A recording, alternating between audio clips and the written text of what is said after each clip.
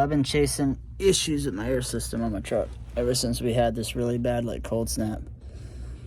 First it started to where there was no service air going to the trailer when you apply the brakes, and it was not receiving air at all out the back. So I unthawed all that, got that all working, minus the fact that I'm still not getting any service air to the trailer airline.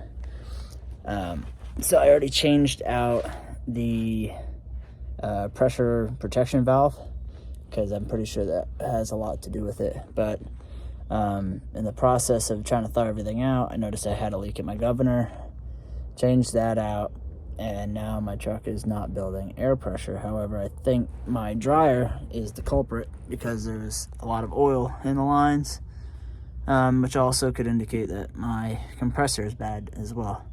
So what I'm going to do is I'm going to bypass the air dryer. I had a line made to do the bypass, so I can always keep this on the truck.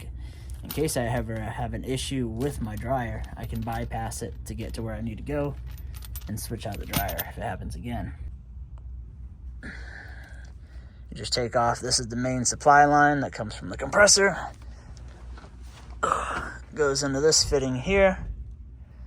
Then the other line comes out right there. This goes to the tank. On my truck, it doesn't make any sense.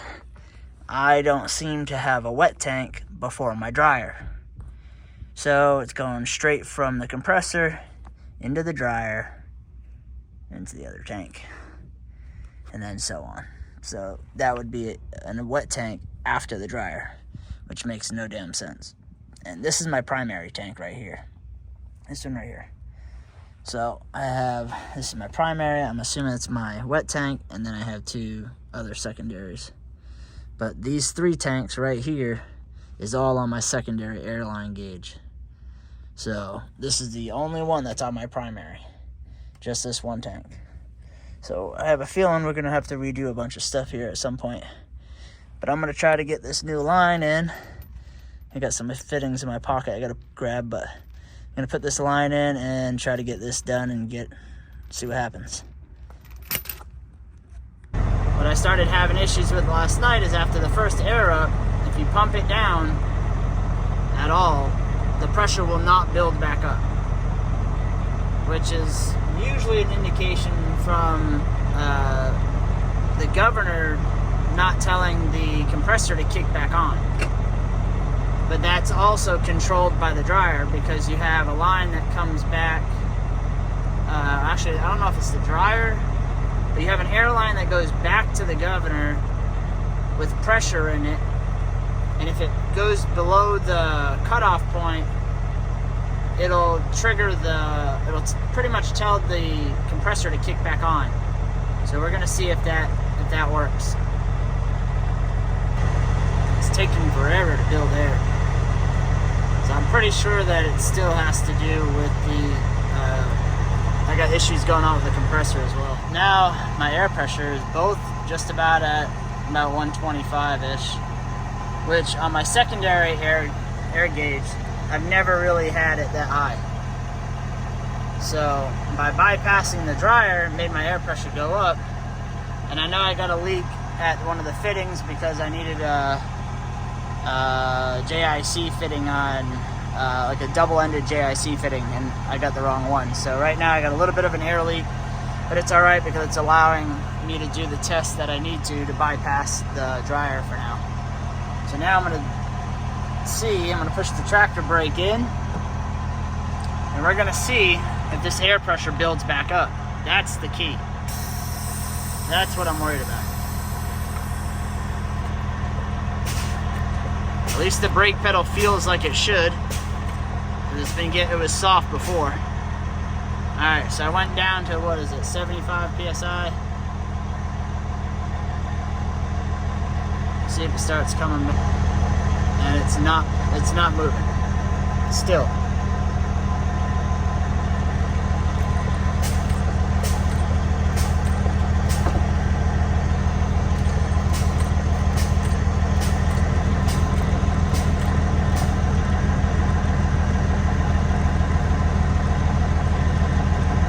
So 150 psi.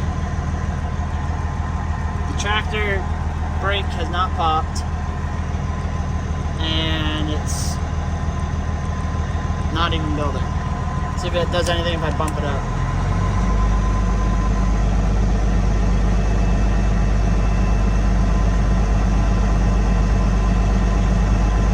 Even bumping the idle up to 1,000, it's still not doing anything. And that's at 1,100, still no change. So even after I put a new air governor in yesterday, I'm gonna take it off to verify if it's a bad governor that I bought. So I'm gonna get on that and change that out and see what happens. Alright, so I put the old governor on to verify to see if the new governor I put on was bad. Sure enough, it was, because it wasn't telling the compressor to kick back on to start recharging the system.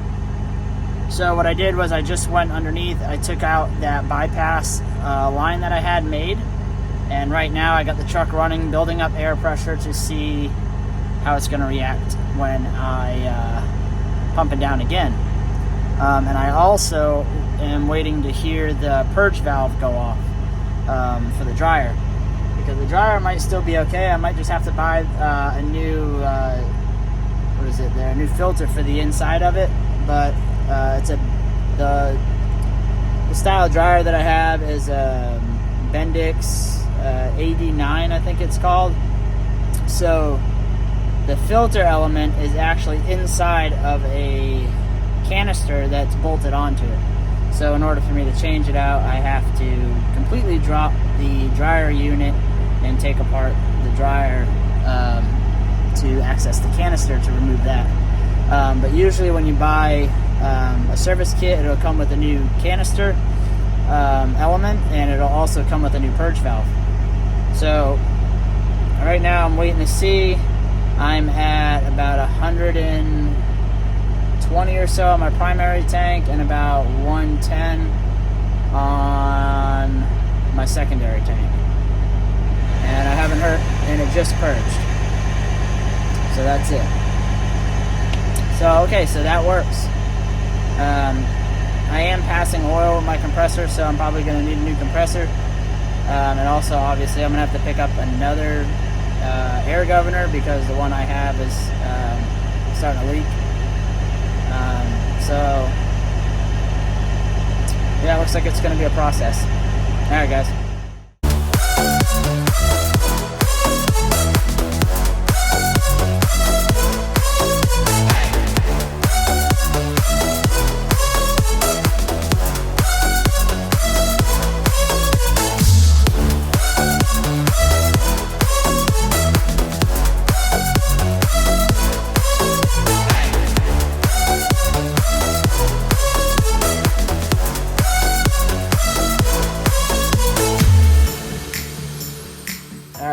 So it's another day. I got everything set up.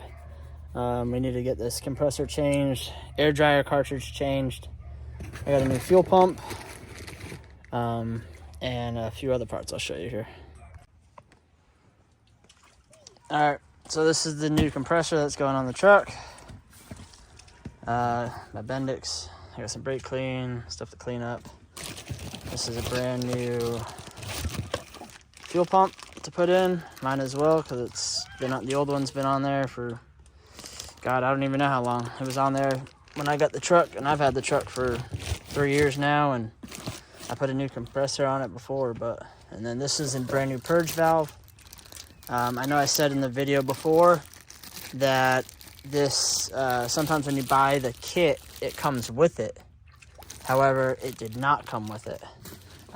Like when you buy the filter kit, the air dryer cartridge, usually some kits they have it and it comes together. These did not, however. And then this is also a new governor,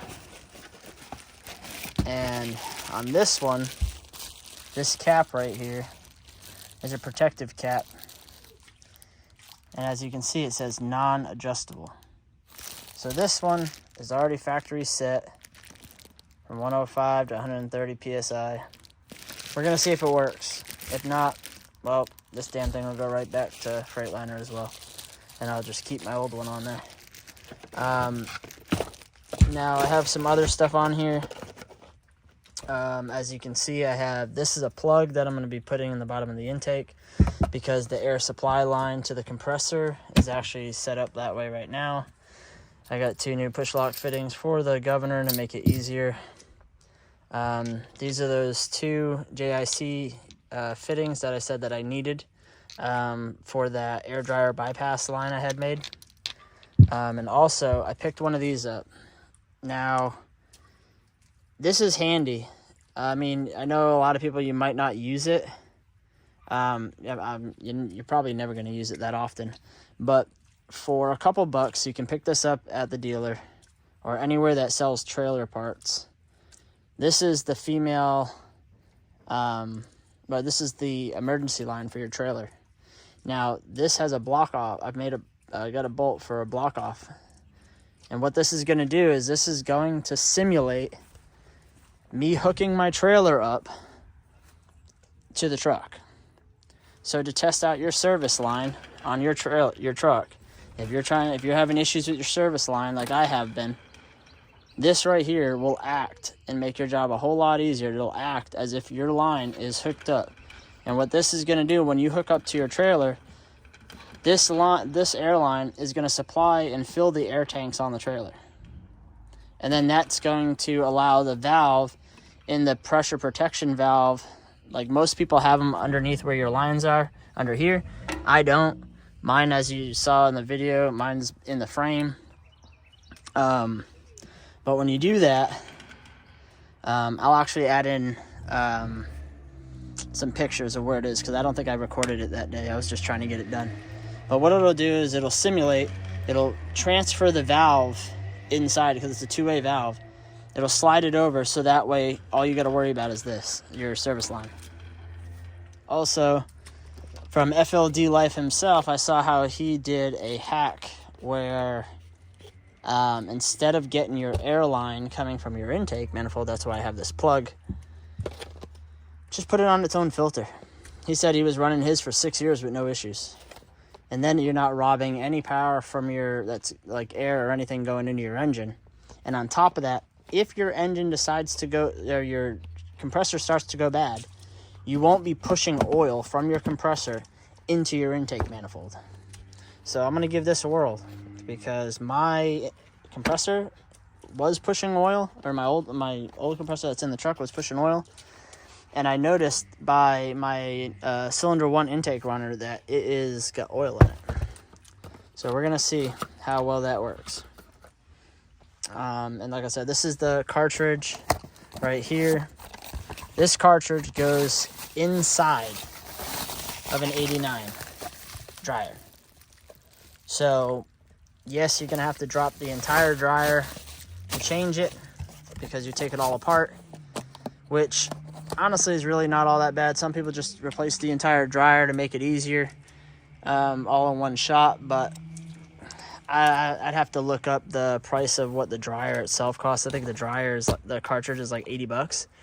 So better than like $350 if you just want to spend a little bit of time to do it, and then use some brake clean and clean the oil and everything out of the dryer.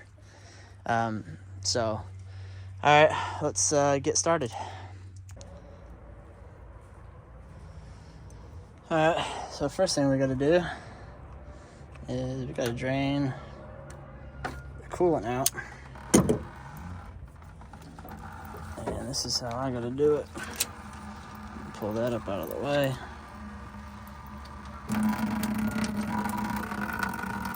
It's a long process, but until I put a valve somewhere down here, either here or up here, down over here would be ideal. Until I do that, this is how we do it every time.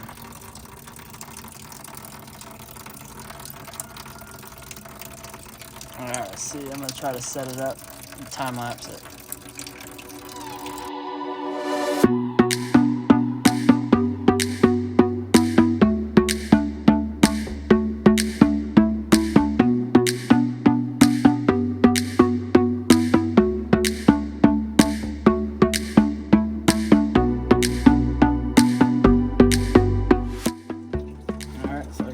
red tape on there. And this is right up here. That's where the old intake fitting came off of.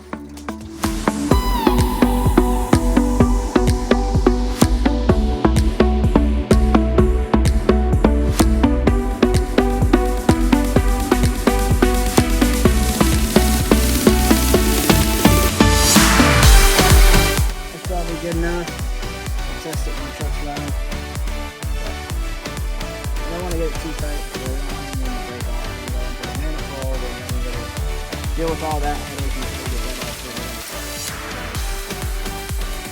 I got the new governor with the fittings on it.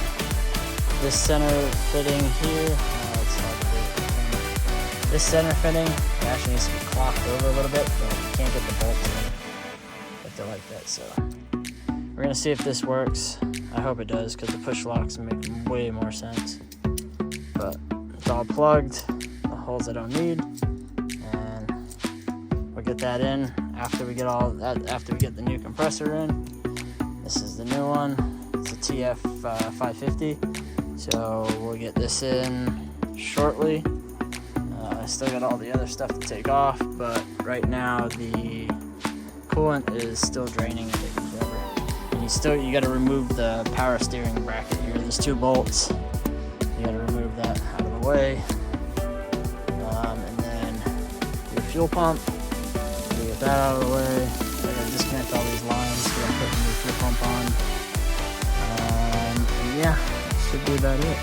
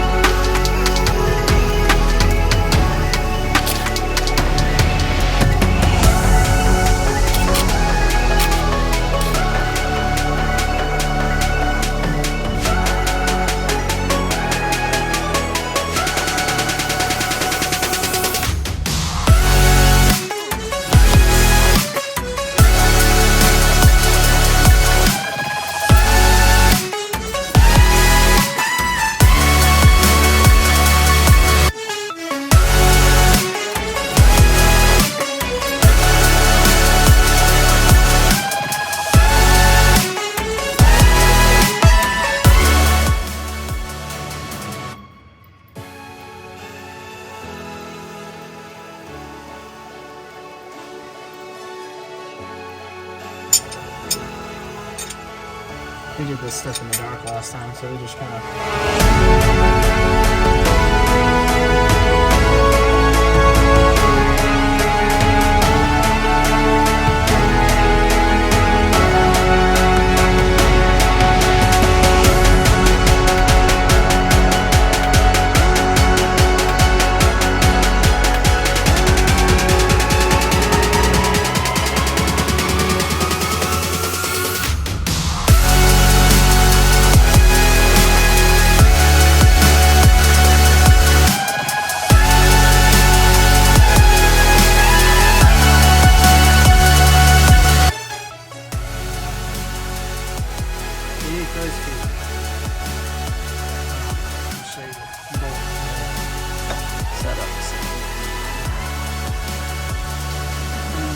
I don't know if you can see it.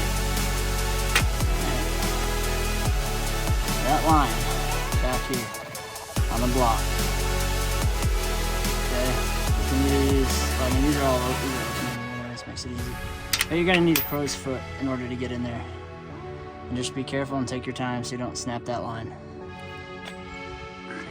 Try to get this set up. I'm doing everything on my phone, so I got a stand, but it's a pain in the ass.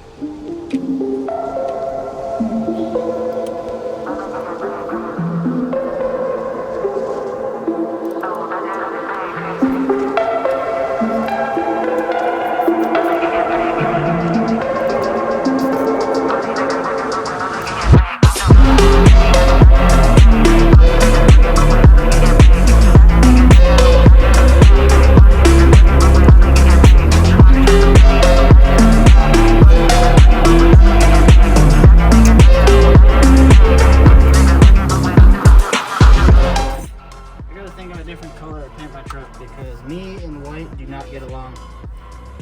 This whole truck needs to get repainted anyways, but we definitely got to figure out something else, not white.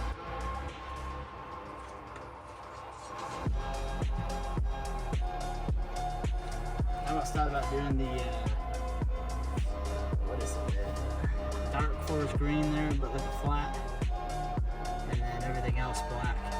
Because I'm not a big fan of chrome and all that stuff. That, and it's, I mean, don't get me wrong, I appreciate all the guys that do all that stuff. But with my job, I don't really have time to sit there and polish up my truck all the time and this and that, and let alone constantly breaking stuff, even though most of this truck is all brand new.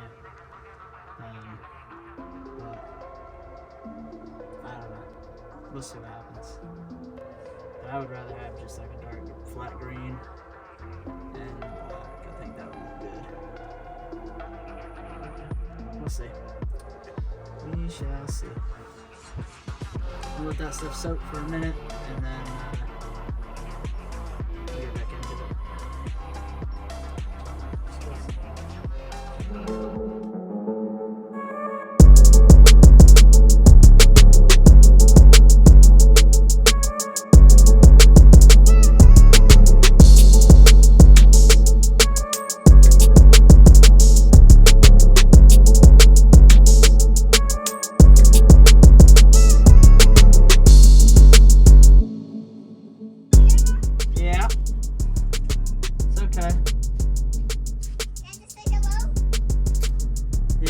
I mean, the camera can't see it, but yeah, you can say hello.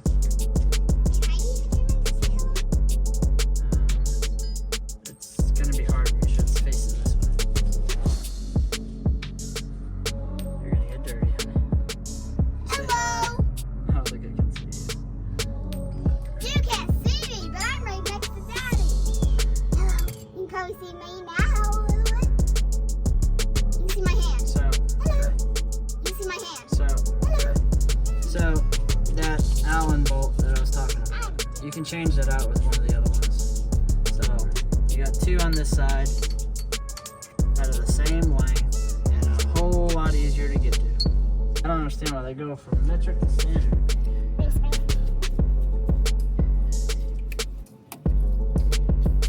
Alright, let's get this last nut off and try to get this compressor out of here.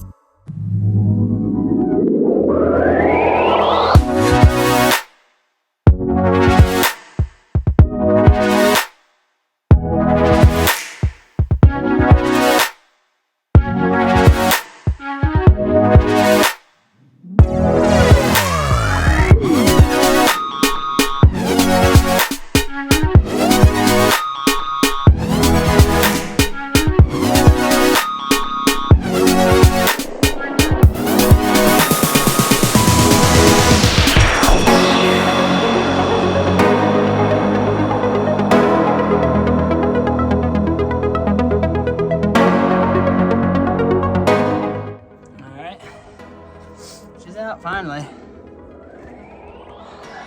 So that's that. That's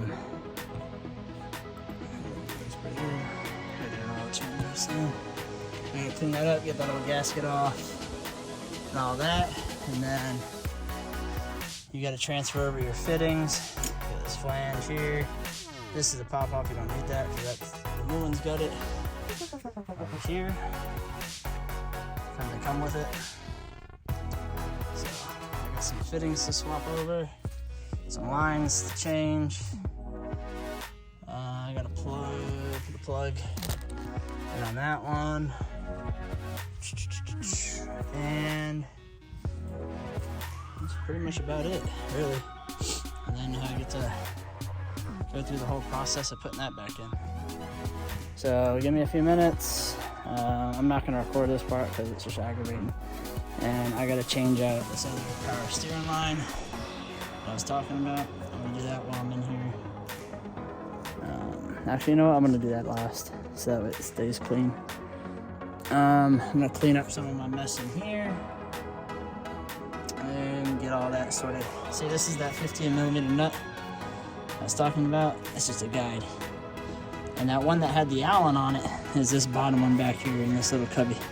So we're gonna be taking that out. We're gonna switch that bolt for probably this one right here. So I'll get back to y'all in a bit. Alright, so here we are on another day. I spent all day messing around with the compressor yesterday. So now I'm gonna I got everything back in for the most part. I got a bracket. That bracket that goes for mounting the compressor to the side of the block. I gotta put that back on. I painted it. So, that bracket that goes right here. 2 bolts there, and then 2 to the side of the compressor. But this is that filter setup I was talking about. That way it just gets clean air for the most part, and it's not coming from your intake. I gotta put something around here, a hose clamp or something. And I don't have to worry about it pushing oil into the intake if it's starting to, if the compressor starts to go bad again. Sorry, my yard is completely flooded with mud right now. So this little tool here, I picked this up a while ago from Harbor Freight.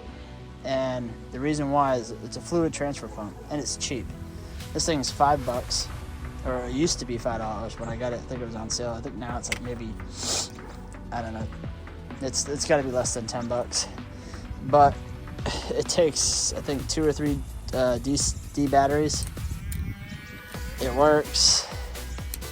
And because I empty all my buckets, or the coolant into buckets, all I gotta do, I mean, granted it's kind of a pain in the butt, but I gotta pick a bucket up, and usually what I do is I'll put it up on top of the motor, and then I just pour it just feed it right in, and that's about it.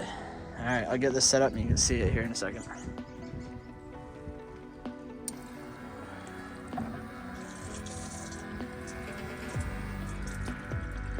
Right into the reservoir.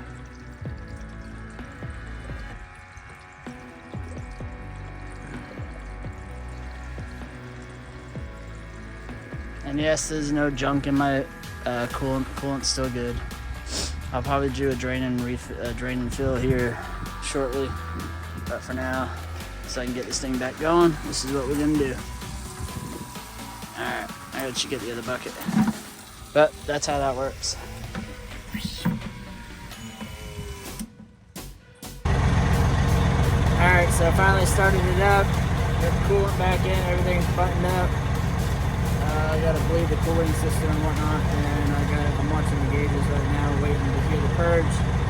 My primary is at 125. My secondary is almost at 125, which is crazy because even my primary is going past 125. It's all right. We'll see what happens.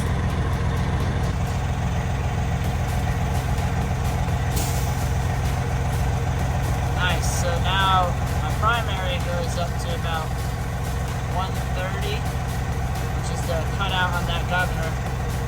secondary will go up to 125, which is good. All right, guys, I'm gonna show you that trailer hookup simulator that I made. So that way, in case you guys are trying to do this stuff at home on your trucks, you can hopefully gain, you know, some knowledge from it from what I did.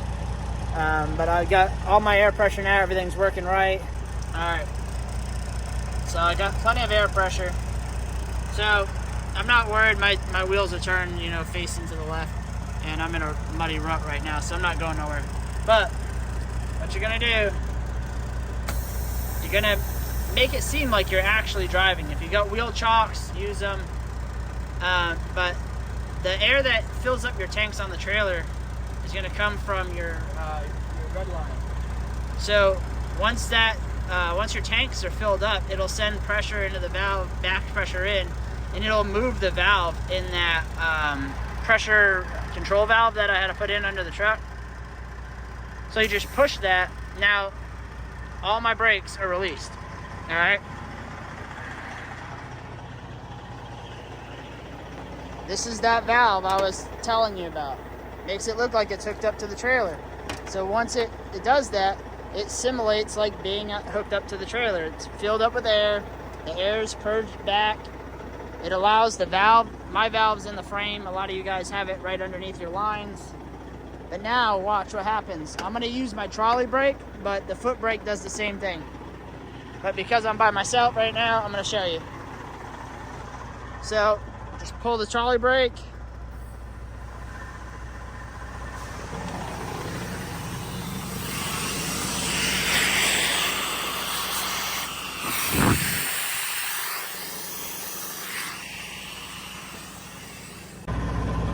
So right there, that shows that everything's working the way it should. Now I can finally get my butt back to work. But yeah, changing the compressor out really helped because now my air pressure is a lot higher. And like I said, I don't know. I also changed out that valve under the truck. I still got to change out the dryer cartridge. But I don't know. Other than that, though, I mean, shit. She's ready to be back in business, so if you guys like them, I know this video is going to be really, really long, but yeah, I always just kept making short videos and this and that, and it's been a while since I made a video, so I figured I'd just make one long one, and even then, I still cut a lot of it out, because there's a lot of me just, you know, being an idiot and whatnot, so, but yeah. If you like seeing more truck stuff, I'll try to document it. Sometimes, you know, a lot of you guys, if there's other drivers watching, you guys know sometimes, you know, you just got to get the shit done and get back out, because some of this stuff, as simple as it might sound talking to other people, if they've never had to do it, they honestly have no clue how hard some of this stuff is and how long it takes for even some of the dumbest stuff. But if you guys like it, subscribe, leave me a comment or something, and I'll try to put more videos out.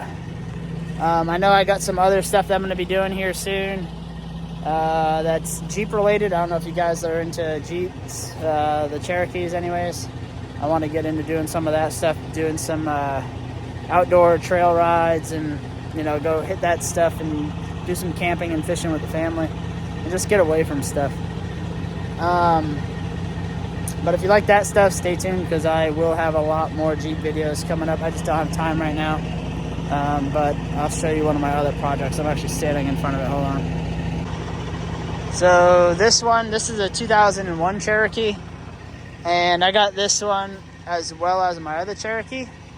But this one, I guess they just used for the trails mainly. I got it covered up right now because the door is jacked up. But there's a lot of work that needs to be done. This is the one where they cut out over here on the frame, the unibody. This part over here would stick out, kind of like on that side, and your steering box gets mounted to here. So right now, this Jeep has no steering whatsoever. So yeah, but the engine's great. The engine's runs super strong. So I don't know what I'm doing with this yet, but this is probably going to be a fun trail project that I think I'm going to work on, so I can start learning some 4x4 stuff. Obviously you can see they just smashed into rocks, but it is what it is. I think I'm going to figure out a way to get the BMW and stuff out of the garage, and I am going to bring this in and turn this into kind of like an off-road fun toy, pretty much.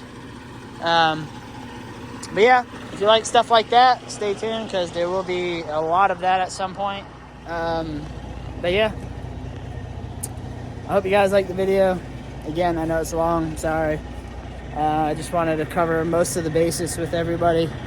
If I change out that dryer cartridge tomorrow, what I'll do is I will record it, because I got to take the whole unit, the 89 unit out, and disassemble it, and I'm probably going to do it on my welding table in the garage, because I got a vise and everything mounted right there, and power tools, and most of my tools are in there. It makes it just easier, because I have been working outside on a plastic folding table, and I know right now it's screaming for help.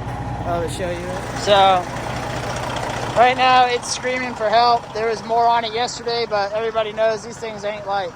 And yesterday I had 2 compressors on here, but I'm gonna get this stuff cleaned up, because I'm ready to go in and finally actually take a break and not stress about my truck and being able to go back to work.